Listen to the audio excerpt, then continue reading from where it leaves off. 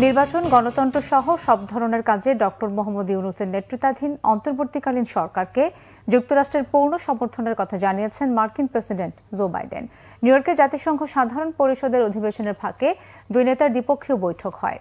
বৈঠকে ছাত্র জনতার গণঅভ্যুত্থানে রচিত হওয়া নবরূপে গণতন্ত্র ফিরে পাওয়া বাংলাদেশ পুনর্গঠনে সরকারের পাশে থাকার আশ্বাসও মার্কিন প্রেসিডেন্টের। এদিকে রোহিঙ্গা সংকট নিয়ে জাতিসংঘ সদর দপ্তরে উচ্চ পর্যায়ের বৈঠকে এই ইস্যুতে আন্তর্জাতিক সম্মেলন আয়োজনে জাতিসংঘ মহাসচিবের প্রতি আহ্বান জানিয়েছেন ডক্টর ইউনূস। রোকনুজ্জামানের রিপোর্ট। অন্তর্বর্তীকালীন সরকারের প্রধান উপদেষ্টা অধ্যাপক মোহাম্মদ ইউনূস জাতিসংঘের সাধারণ পরিষদ অধিবেশনে যোগ দিতে যুক্তরাষ্ট্র সফরের প্রথম দিনেই মার্কিন প্রেসিডেন্ট জো বাইডেনের সঙ্গে বৈঠক করেন। জাতিসংঘ অধিবেশনের সাইডলাইনে এবারই প্রথম বাংলাদেশের কোনো সরকার প্রধানের সাথে বৈঠক করলেন মার্কিন প্রেসিডেন্ট। নিউ ইয়র্ক স্থানীয় সময় মঙ্গলবার অনুষ্ঠিত বৈঠকে বিগত সরকারের আমলে নিপীড়নের বিরুদ্ধে শিক্ষার্থীদের সাহসী ভূমিকা এবং বাংলাদেশ পুনর্গঠনে তাদের গুরুত্বপূর্ণ অবদানের কথা জো বাইডেনকে জানান প্রধান উপদেষ্টা। এ সময় মার্কিন প্রেসিডেন্ট জো বাইডেন নির্বাচন, গণতন্ত্র সহ যে কোনো ধরনের কাজে বাংলাদেশ সরকারের পাশে থাকার আশ্বাস দেন। জো বাইডেন বলেছেন যে তার ফুল সাপোর্ট আছে বাংলাদেশের প্রতি, বাংলাদেশের ইন্টারিম গভর্নমেন্ট, প্রফেসর ইউনূসের যে ইন্টারিম গভর্নমেন্টের প্রতি, এবং উনি জানতে চেয়েছেন কি কি সাপোর্ট লাগবে।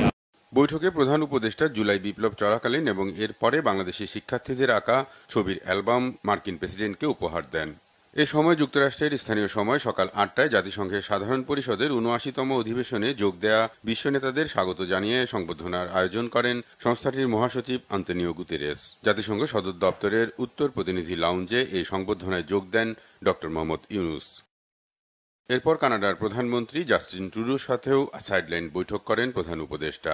বৈঠকে মোহাম্মদ ইউনূসের নেতৃত্বের প্রশংসা করে কানাডার প্রধানমন্ত্রী বাংলাদেশে প্রাতিষ্ঠানিক সংস্কারের ক্ষেত্রে সরকারকে সহযোগিতার আশ্বাস দেন। পূর্ববর্তী সরকার দেশের প্রতিষ্ঠানগুলোকে কিভাবে ধ্বংস করেছিল সেই বিষয়টি কানাডার প্রধানমন্ত্রীর কাছে তুলে ধরার পাশাপাশি বাংলাদেশি শিক্ষার্থীদের আরও বেশি ভিসা দেওয়ার আহ্বান জানান ডক্টর মোহাম্মদ ইউনূস।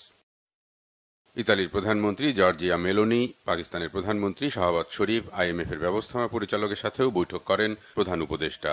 এছাড়া রোহিঙ্গা সংকট নিয়ে জাতিসংঘের সদর দপ্তরে প্রধান উপদেষ্টার সাথে উচ্চ পর্যায়ের কর্মকর্তাদের বৈঠক হয়। বৈঠকে মিয়ানমারের জাতিসংঘের মহাসচিবের বিশেষ দূত, শরণার্থী বিষয়ক হাই কমিশনার উপস্থিত ছিলেন। এখানে প্রধান উপদেষ্টা রোহিঙ্গা ইস্যুতে একটি আন্তর্জাতিক সম্মেলন আয়োজনের জন্য জাতিসংঘ মহাসচিবকে আহ্বান জানান। The overall scenario leaves the forcibly displaced Rohingyas, their hosts, and the global partners with lingering uncertainties. While the focus and humanitarian support to the Rohingyas dwindle, presence of sizable young population in the camps potentially creates another layer of complexity to the crisis.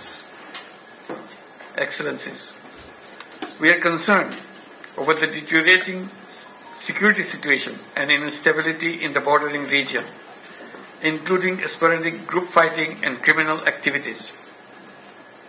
Our law enforcement agencies and people, together with the international community, have so far been able to maintain peace and stability in the camps. So the crisis in Rakhine State merits careful revisit. Creating an inclusive society in Myanmar is key, where all ethnic communities can live in peace and harmony. All international, regional and national actors, including UN Security Council, ASEAN and other friends of Myanmar, need to acknowledge and incorporate in it their approach. এছাড়া new ইয়র্কে Clinton ফাউন্ডেশনের অনুষ্ঠানেও যোগ দেন অন্তর্বর্তীকালীন সরকারের প্রধান উপদেষ্টা অধ্যাপক মোহাম্মদ ইউনূস। পরে জাতিসংঘে বাংলাদেশের সদস্যপদ লাভের 50 বছর পূর্তি উপলক্ষে আয়োজিত meet the friends of Bangladesh অনুষ্ঠানেও যোগ দেন প্রধান উপদেষ্টা। রোকনুজ্জামান, বাংলাভিশন, ঢাকা।